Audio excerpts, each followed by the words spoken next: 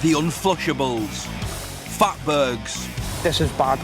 The sewer's 100% fat blockage. Bursts. It'd be nice for us if every one of our sewers and drains weren't in a road. Blockages. We get our hands dirty. 3 Ps, pee, poo and paper. That's all we put in there. That's it. In 120,000 kilometres of underground pipes serving 7 million people. Thank you. Got plenty of shite in there. These are the heroes keeping our taps running and our drains flowing. I think we cleared it. It's like a porridge coming through. Breaking new ground with some of the biggest boys' toys. At one of the UK's largest water companies. It's not the most glamorous job for a woman, is it? Do you think I'll get a date just like this? Responding to our emergency calls. I think there's a hole in my sewage pipe. I've got a blocked drain. It really stinks. Got to make another customer very happy. Ready to rock and roll, Johnny? Day. Nice and easy, does it?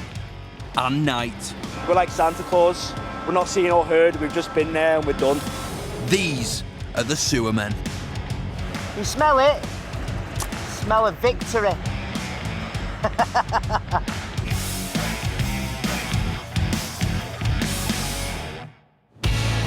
United Utilities, one of the UK's biggest water companies.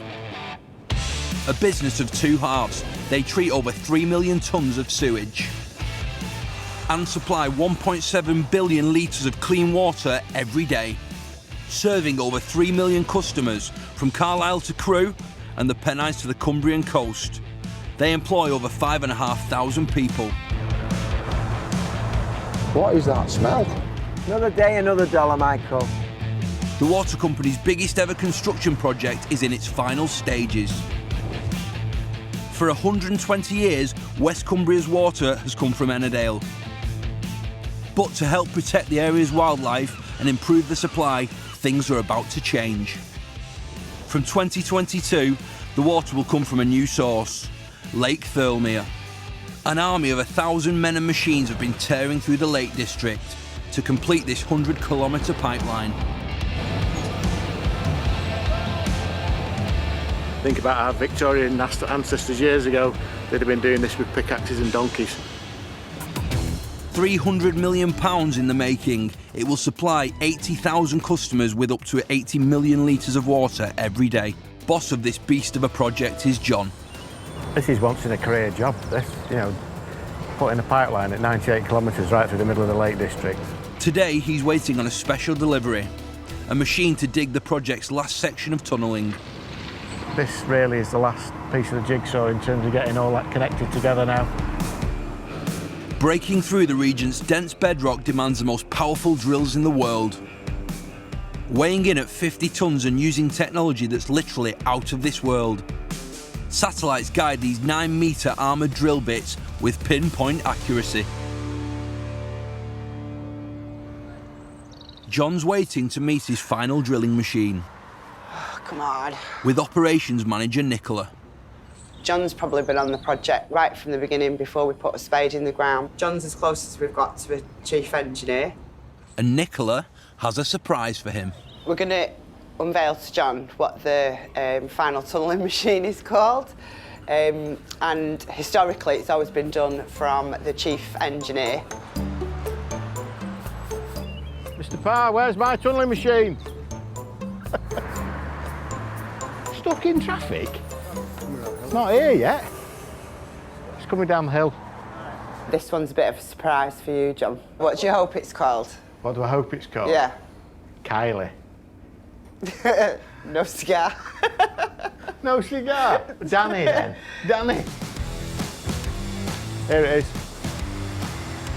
Typically they would have named it after the chief engineer's wife.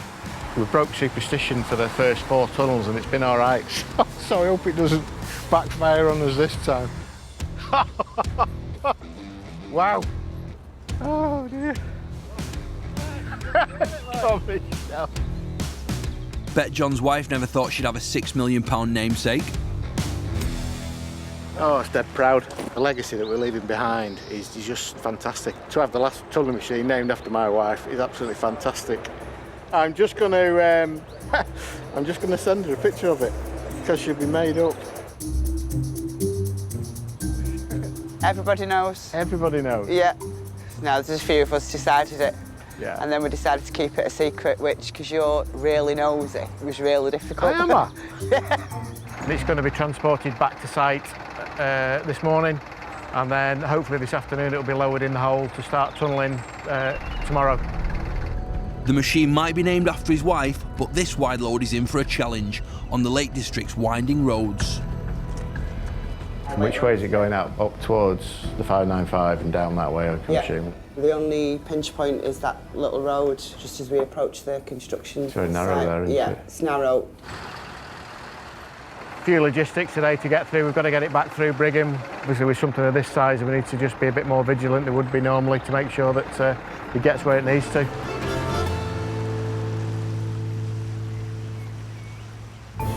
Of the 2.5 million calls United Utilities receive every year, over 100,000 are from customers with wastewater dilemmas. Got the sewers coming up in my basement. Hello, free to Lewis at United Utilities. It's all raw sewage.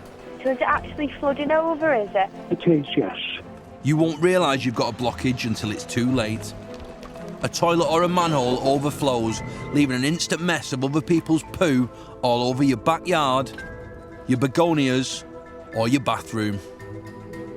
They're the nemesis of the wastewater teams who fight a constant battle to keep the northwest movements moving. Got a problem now, manhole in a yard, it's all raw sewage. 7:30 a.m. and a team's already on the case. Hello, bud.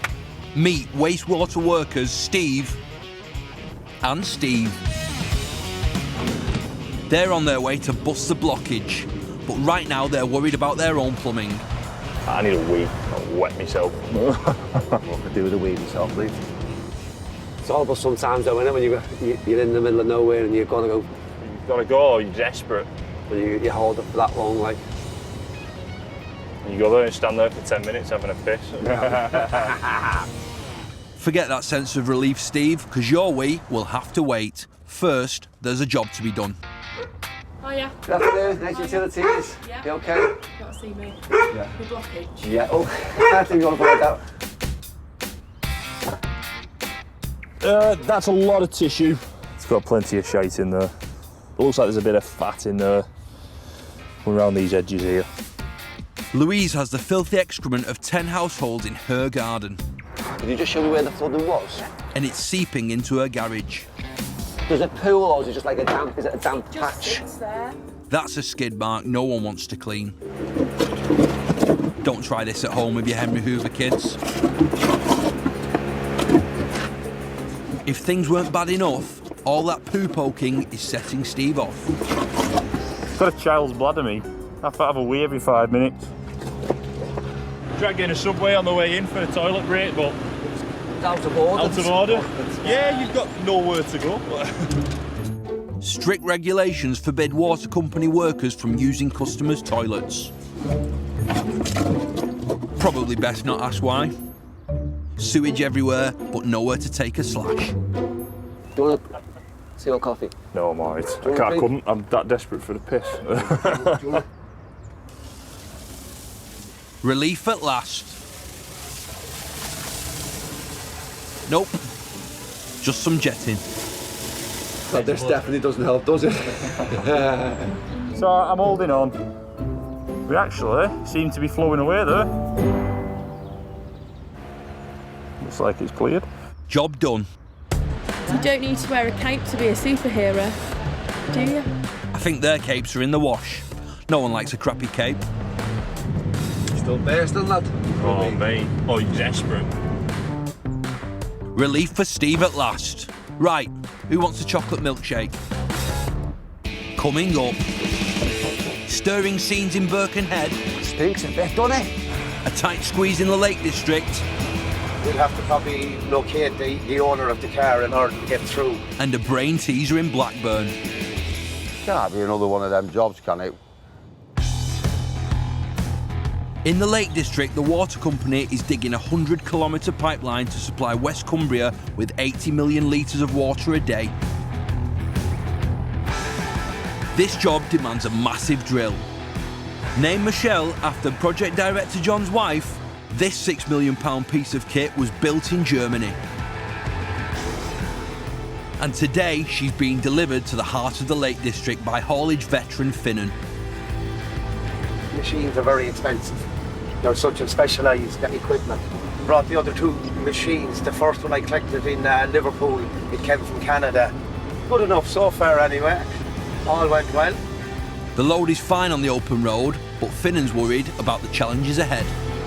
The A66 is grand. It's when you have to come off of them to go in on site. The roads are narrow, but as you'll see yourself here now in a few minutes what some of the roads into sites are like.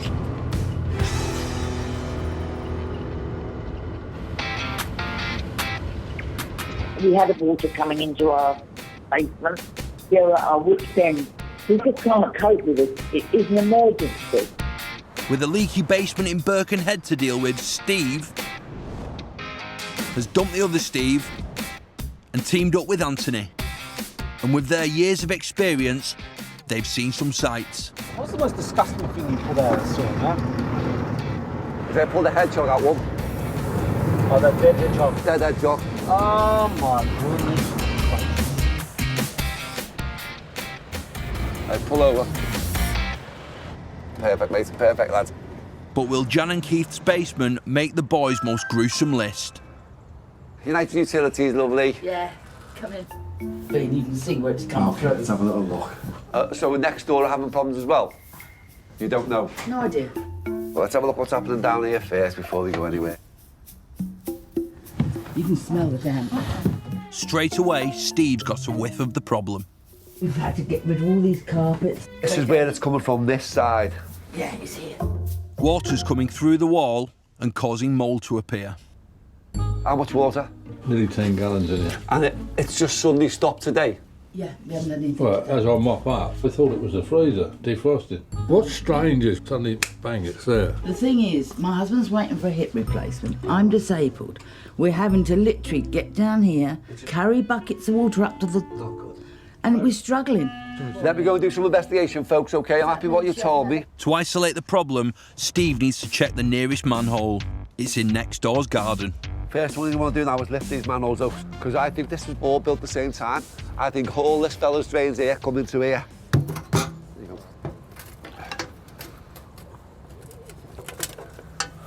Oh, and there's our problem. Look at this. That's a fully baked brownie of backed up bum stuff. And I think this is blocked. And a side order of flies. Not that deep. And it's been like that for ages. You can see all the flies and everything in it. When all the rainwater comes down, or trying to get to here, it's hitting a blockage, and then it's coming back on itself, and that's why I think that's the way that's finding its way into your cellar. What's strange though is no smell. No. Well, if you lift it that way, you'll smell that, mate. I'll tell you, that stinks. The blockage has been there so long, an entire ecosystem's evolved. Oh, look at this, baby. It's a biggie, isn't it? Little babbers, little babies, that. Oh, what's that? Oh, what's that? Hopefully now we can find an empty one. They need an empty manhole to jet water into to shift the solid mass of muck. Oh, we like it. So that one's empty. It just needs a lot of water down here. It's been like, you can see the flies in there, but it's not. Now, what we call sewer flies, they take a while to form them. They don't just form overnight, it's months of, Back inside, Jan's hoping this will be the last of their leaky basements. Every time it floods, we've had to go down there, mop it up, bring up buckets of water to empty it. We've been at our wits' ends, trying to get something sorted. Oh, it stinks a bit, doesn't it? Pen and ink's a bit, that one. It'll take a lot of water to shift this one, so the lads go and fill up the wagon. Where you going? Or maybe that stench was just too much for Anthony. Wait for me! Back in the Lake District, project director John is awaiting delivery of his £6 million drill. This is our 5th tunnel, so we've had plenty of practice on the project, but you can't be complacent because that's when accidents happen. On the road, Finnan is approaching his biggest challenge, negotiating the small village of Brigham. Down through the village, a lot of cars parked on it. It's known to happen. We'll have to probably locate the owner of the car in order to get through if it's parked in a wrong position. With a load this long and wide, there's no room for error.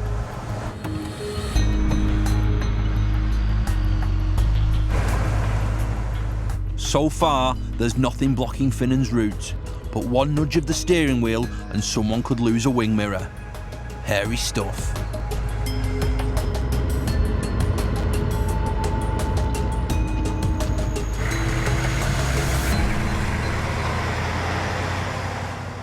On site, all they can do is prepare in hope.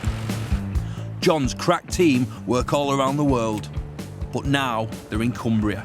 So, plan of attack. Tunnel machine's going to be brought down in the next 45 minutes. The hole will be calibrated and tested, right. Make sure everything's correct. Yeah. We'll level it in the hole, basically set up our GPS system. Good. Right. Perfect. Right then, over to you. In the 16-metre deep shaft, tunnel engineer George is raring to go. Everything is nearly set up in terms of the pushing equipment. So we have the tunnel seal goes on first, that's mainly to stop water coming back into the shaft. And then we obviously have the jacking frame in next. So at the minute, just checking that everything is right. Once you set up and you set up right, it's a lot easier going forward.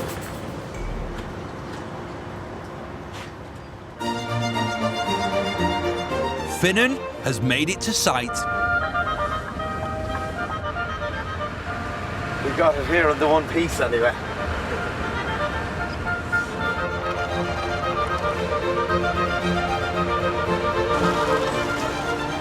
Now John's wife's namesake has arrived, it's time for a heartfelt reunion.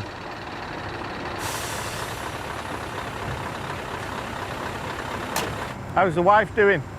We're getting ready to take her off, John. Right, okay, right. Weighing in at 50 tonnes, Michelle's going to take some lifting. Loves the big lifts. It's a big crane, isn't it? What tonnage is that? Yeah, 110. 110. Yeah. My wife. I couldn't possibly comment. Starting this final tunnelling section is a huge milestone for John. Just to get through the pure planning process took 3 years, and there's a lot of work goes into designing a pipeline of this size. So we're removing any obstacles or any interaction that we would normally have effectively by drilling underneath it.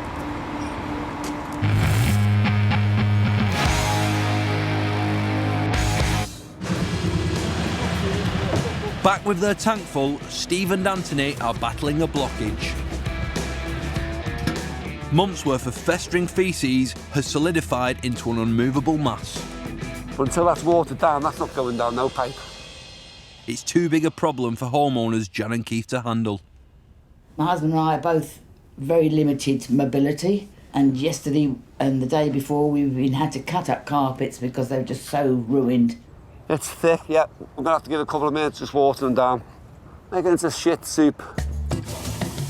First, Steve adds lots of water to the pot. Then he gives the soup a thorough stir. Have a little feel around now. This is one recipe that won't be appearing on our website. Keith's watching with a keen eye, and Steve's oversharing. It was about 12 inches of solid poo. Now it's 18 inches of mushy poo. The pile of poo has had time to break down, so now the boys can get busy. So we're going to jet from here, up there now. It's going to hit all that porridgely soup what we just made there. OK, are you ready?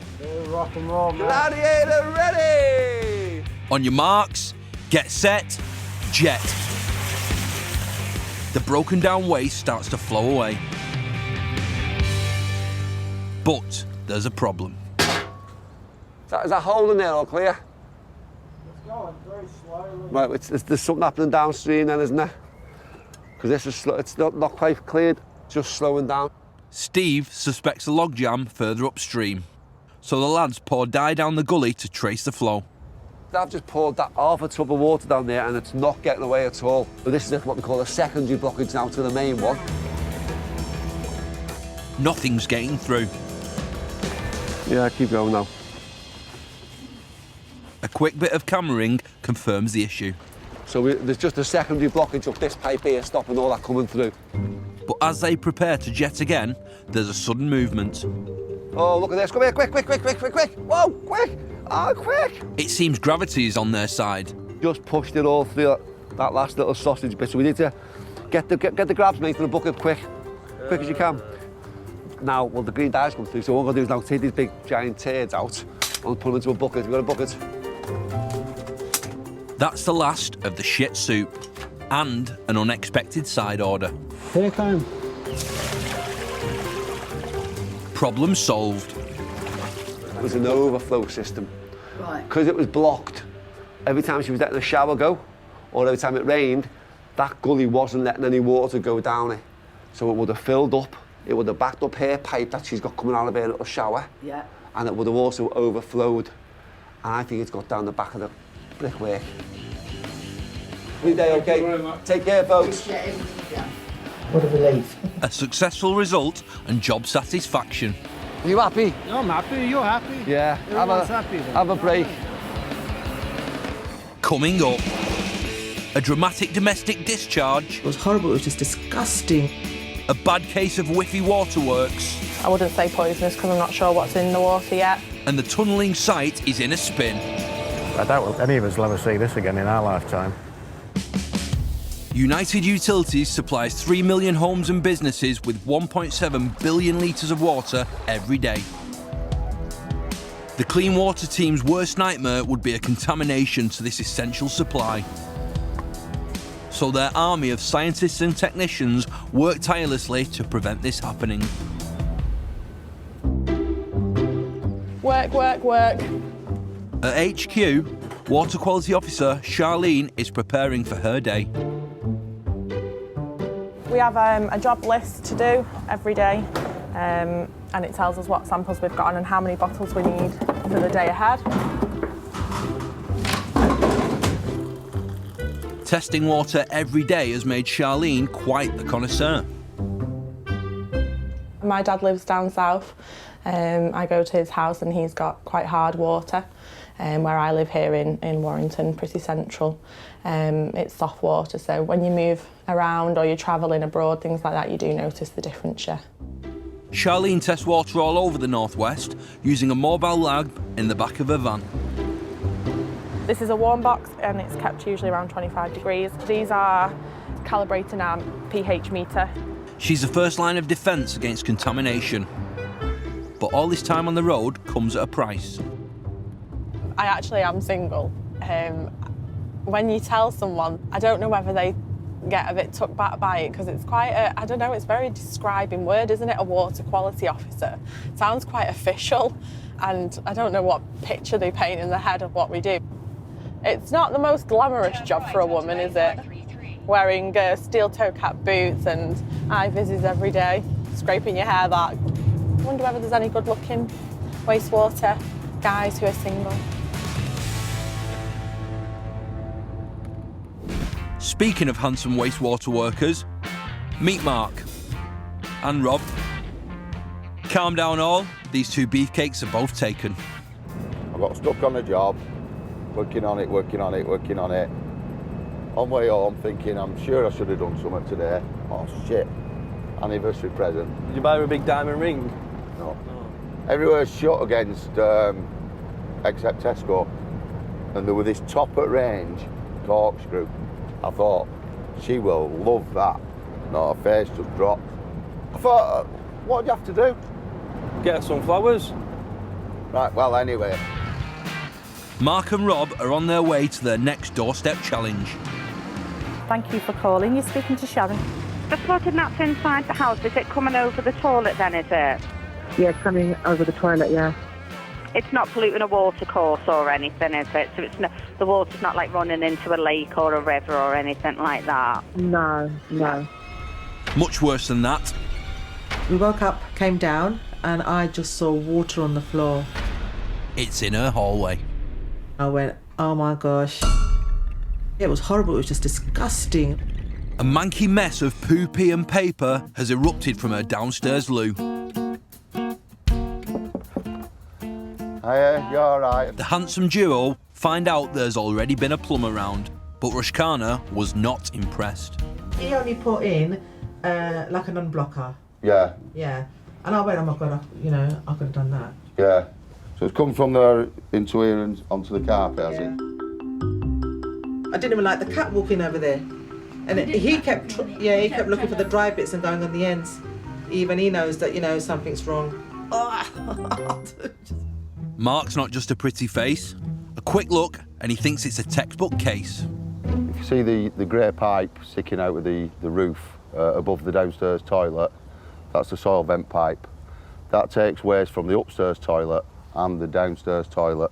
It's backed up, so all the stuff that's on the floor is dried up toilet paper and that from when she's been using it upstairs. It had loads of tissue. Yeah, that's really disgusting. I started having a go at my lot, thinking somebody used too much toilet. They're all going, no, mummy, but we don't. Despite the pleas of innocence, the phantom paper must have come from somewhere. In a case of this kind, the blockage should be downstream. Standard for us, really. It's nothing we haven't seen before. But the camera reveals it's not where it should be. Can't be another one of them jobs, can it, where it's just coincidence that that's blocked? Can't be. The problem we've got is normally it's a straightforward case of that's empty, that's full, the blockage is somewhere in between. But when it's cameraed upstream, it seems like the blockage is further up than where the customer's connection should be, unless it runs a funny route. The lads will have to get their thinking caps on before this problem sends them round the U-bend. In Warrington, Charlene's been diverted to a clean water emergency. Beauty salon owner Janine has some whiffy waterworks. So the water just smells really, really disgusting, like a really bad sulphur smell. We've never actually tasted it or drank it because it smells so bad. Janine only moved in 4 months ago and the water's so rank, the only thing it's good for is flushing the loo. Every day we've got to buy bottled water because we use it all the time. So I can't give customers drinks with that water. I wouldn't use it for facials, which we have a towel machine that we put all the water in. I couldn't possibly use it in that. So we're using it for everything. This could be the first sign of contamination to the water supply. The worst nightmare for the clean water team.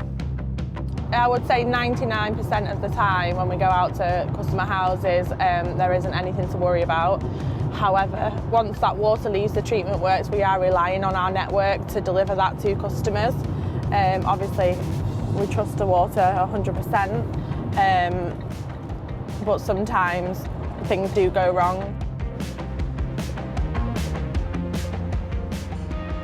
You okay? The smell is so bad. Even to do feet and hands or anything, I've still been boiling bottled water. We'll look into that. We'll try and identify what the problem is definitely. It's all bottled water there. So it's yeah, so it's all new fittings and stuff. Yeah. Just have a quick look under the sink. That's all brand new. Sometimes when it's brand new, the plumbing can be used with like rubber hoses, and sometimes that can really stink like plasticide. To work out if it's the pipework or something else entirely, Charlene gets testing. Yeah, absolutely. I have got what we call a taste and odour test to carry out at the property. I've obviously smelt it. I don't really need to do much smelling because it's so potent. So I think we'll get some samples and get them sent off and turned around as quickly as possible. Already the pH is on the high side. When you do chlorine and you use your drops to activate it, the water usually goes pink, really, really clear. Straight away, we're noticing problems here. I wouldn't drink it. I wouldn't drink the water at that level. I wouldn't say poisonous because I'm not sure what's in the water yet. With the water supply undrinkable, Charlene immediately phones base. pH is nearly 9 and the chlorine is pretty much non-existent. This is bad. I'm just wondering if it's possible to have bottled water delivered here. Good news for Janine, whose bottled water bill is through the roof. We trump along each morning with loads of bottles of water, so now we don't want to be doing that anymore. I am going to say there's a couple of properties just either side that I can just do a few little tests instantly now, and that will tell me whether it's this building rather than the actual water supply. Right. If the problem's the same next door, it could indicate a much bigger issue. The water might look okay, but the real test, is she going to drink it?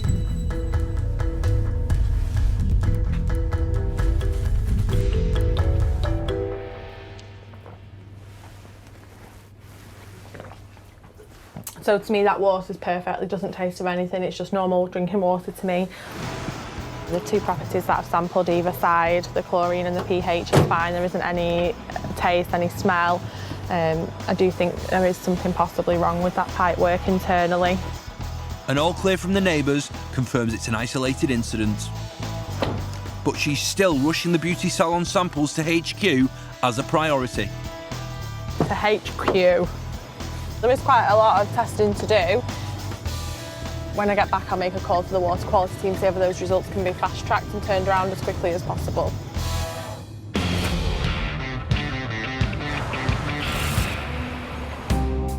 In Blackburn, Rushkana has woken to a close encounter of the third kind. It was just muck. It was horrible. It was just disgusting. It was just... Yeah, I did not even want to open that door. And Rob and Mark have been stumped by this home invasion. One of those jobs where it looks pretty straightforward and within about 5 minutes it comes apparent that you're going to be scratching your head every 2 minutes. The blockage wasn't where they expected, but by jetting it clear, they hope to find out why. You know what they say? If in doubt, flush it out. With a water problem in the house, can't do anything. So I wasn't washing my dishes, started using paper plates. Rob's jetted upstream, cleared a blockage. You can see all the floor now coming into this manhole. It's really thick, mashed up paper. That's what it's done. It's struggling getting away, so we'll have to swill it down. And it's not just the toilets that are backing up. My daughter, she's not even been. She won't go. Since Sunday morning, today is Tuesday. I was thinking of bags or something, you know, because I can't have her not going. Yeah, so that manhole's now clear. This was surcharged before. Mark flushes dye down the toilet to check the system's clear. If it is, Rob will see it flow out downstream. Is it stopping? No green dye. It's changed, isn't it? It's gone from that mush to, like, you know, bubbles and stuff. Sometimes you can get through the blockage, find that the manhole drops, but if there's a restriction in the line that's caused it to block up in the first place, there can still be a partial blockage there. By cleaning further, they try to locate the real problem. Yeah. Now we've cleared the blockage and the toilet's still full.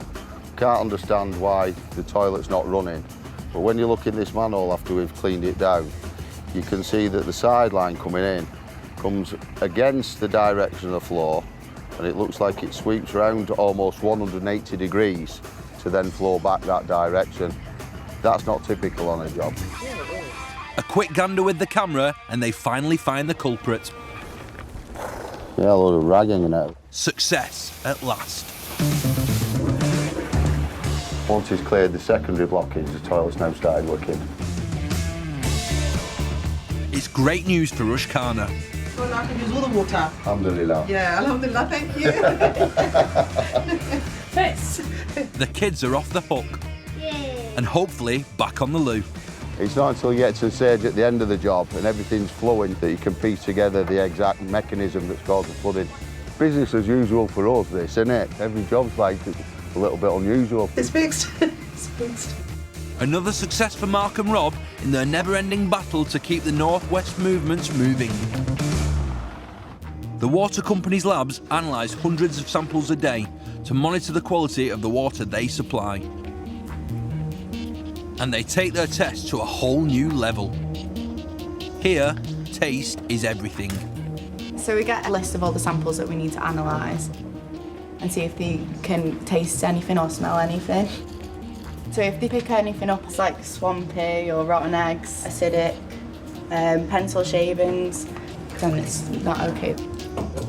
Luckily for these guys, Charlene's beauty salon samples went straight to the test tube. And the results are in. My manager, Neil's just done the courtesy of just giving me a call just to let me know that the customer's supplies now is now back to normal and running clear. I originally took samples from the property which unfortunately failed, so we did involve our network team and they've made a decision to transfer the customer onto a faster flowing network. After we've carried out the work, the resamples, they've all come back clear, even the taste and odour, so the customer's water is fine, it's good to go. She's no longer having to buy bottled water, case closed, and I can move on to the next job, no doubt something else around the corner. So it's a win for Janine's beauty salon, but it's a kick in the teeth for the bottled water industry. Coming up, Mark and Rob hit the pub. Blockage downstream from here, and it's filling up. And drill bit Pete prepares for penetration. Biggest problems are if you don't keep a clean annulus. United Utilities looks after more than 77,000 kilometres of sewers across the northwest. Thank you for holding. Their call centre is ready to talk dirty 24/7. Does the water rise up the pan when you're flushing your toilet? They receive over 1,000 calls a day. And hundreds of these involve blockages, from fatbergs to feces.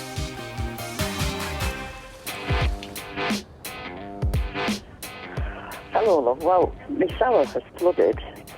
It's a pub, and we've done it within an hour. Hi, Mrs. Foster. I believe you've got a bit of a problem that you need some help with. Run our way to you now. With the flooding most likely caused by a blockage, Wastewater workers Mark and Rob make a beeline for Bolton. If the cellar can't be accessed to change the beer barrels... Hello. If I'd known you were coming, I'd put my face on. This flood could cost the pub hundreds of pounds in lost sales. But that's where it came up to, that bottom step. And yes, I did stand in it because I hadn't got my lanterns, they were down here. When the boys arrived, the water has drained away. There's no smell either, is there? No, it's down a lot now, actually. Right, leave it with us. Do a bit of digging about. I'll get back to you in a bit with an update. Come on then. All right Thank then, you, cheers. But this flooding won't mean last orders for landlady Jean.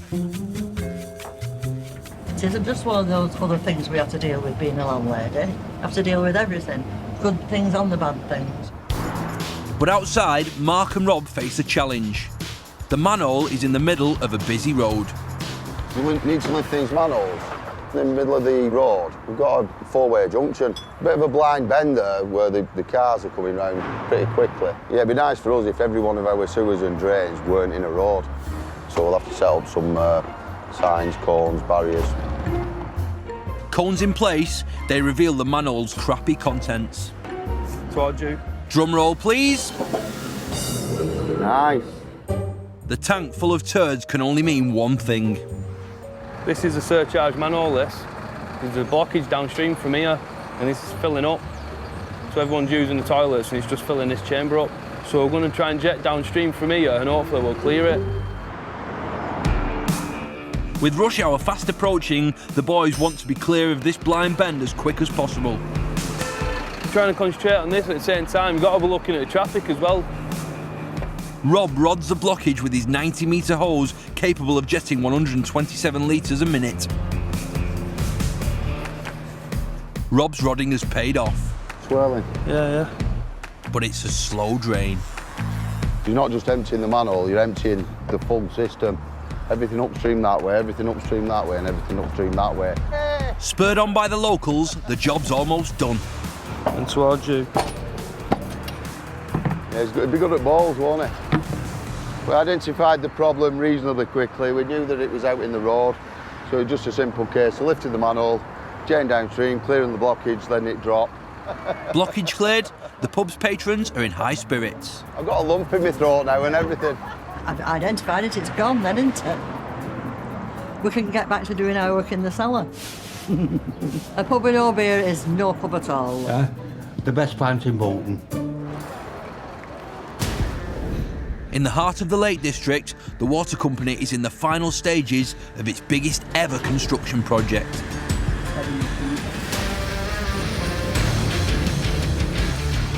"9 years in the making, it'll deliver a brand new water supply to West Cumbria. This is once in a career job, this. Putting a pipeline at 98 kilometres right through the middle of the Lake District and 5 tunnels on it. I doubt any of us will ever see this again in our lifetime. I'll keep going. Today, drilling starts on the 5th and final tunnel. Using this £6 million, 50-ton drilling machine. Known as Michelle, it's affectionately named after project director John's beloved wife. It's a bigger day than the other 4 tunnels, mainly because it's got my wife's name on the side of it. Body of sort of significance or dignities have ships named after them. My wife's got a tunneling machine. The machine will be going in 3 sections. So you've got the driving head, the power pack, and then the gripper can at the back. The middle section is also telescopic. Just see here how they all connect together. It sort of moves like a snake. First, the drill head will be lowered into the shaft. As it digs into the earth, the next 2 sections will follow.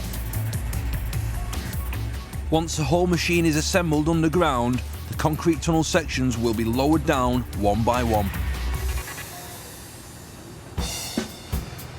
And in 4 weeks' time, she'll emerge here, 280 metres away. We're going under the A66 and the River Derwent. It's the largest river we've crossed. Think about it, it's going to be 16 metres underground, dealing with basalt rock and good Cumbrian slate. We don't do it with pickaxing donkeys these days, we do it with big toys like this. You know, it's quite a substantial piece of kit. And John's enlisted a world-class expert to steer her safely through the ground. Peter, his name is. I think John might be a little starstruck. Peter's not in the least bit fazed by the task in hand. Just over in Vancouver on a 3.8 metre outside diameter machine. And that was 290 metres the last drive. It was quite a challenging project. It was a little bit bigger than this one. But there's one thing that's worrying him. Biggest problems are if you don't keep a clean annulus, you can get very high push pressures and start having to push with interjacks and stuff. Keeping a clean annulus is good advice for anyone. He's just calibrating that laser now on the back, so that's quite key, and that then allows him to obviously to steer it to make sure it comes out where it needs to. So the laser will hit a target in the machine and that transmits all the data back. This will give us the position in millimetres, how high I am or how far left and right, and I can steer the machine then with my steering cylinders to keep it on track. I think the first tunnel we did was just under 300 metres, and that came out 8 millimetres off centre, so that's pretty accurate. Lasers aligned, Michelle's going down. Excited? Yeah, all engineers like digging holes, don't they? Yeah, it's great. Yeah. Not every day you see this in the middle of the Lake District, so 4 weeks' time, fingers crossed, I'll be seeing Michelle again. We're in. Once complete, this tunnel will connect to brand new reservoirs and treatment works. And it's on track to be finished for 2021. So we can all take a deep breath and a sigh of relief when this one comes out the other end.